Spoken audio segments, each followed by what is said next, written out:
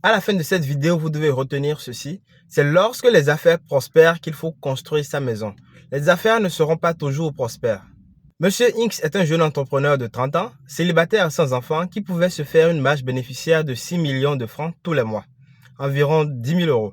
Chaque week-end, il prenait en moyenne 800 000 francs dans la caisse de l'entreprise pour fêter et jouir de la vie. Il avait un train de vie luxueux, champagne tous les soirs, parrain de plusieurs événements, plusieurs voitures haut de gamme. Il avait loué une magnifique villa qui lui coûtait environ 1 million tous les mois. Il ne tarda pas à se laisser emporter par le vice de belles femmes douces et tendres. À la question dans quoi investis-tu, il répondait souvent en rigolant. J'investirai dès que j'aurai l'âge de 45 ans et ce sera pour mes enfants. 10 ans plus tard, il était père de 7 enfants avec 3 femmes différentes. Les affaires sont toujours prospères jusqu'il n'a pas assez d'épargne en raison de son train de vie et commence à réfléchir à comment réduire ses charges et mettre un peu d'argent de côté. Très rapidement, il fit un prêt à la banque pour construire une maison pour ses femmes et ses enfants. Un R+3, un niveau pour chaque femme et lui-même au 3e étage.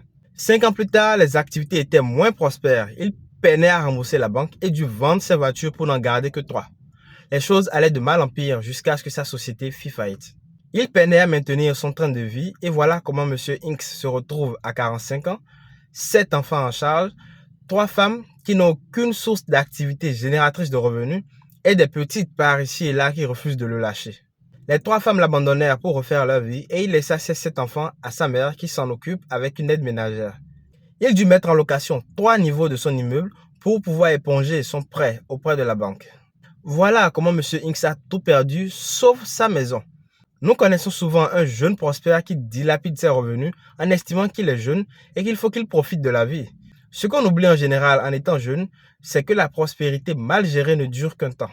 Et le temps passe tellement si vite qu'on s'en rend compte très tard. Si vous avez les moyens de construire une maison, n'hésitez pas, faites-le même s'il faut la mettre en location. Elle pourrait bien vous sauver la vie un de ces jours. Et pour ce faire, nous sommes là pour vous accompagner tout au long de ce projet délicat. Likez, abonnez-vous et partagez cette vidéo avec quelqu'un qui a besoin d'entendre ce conseil.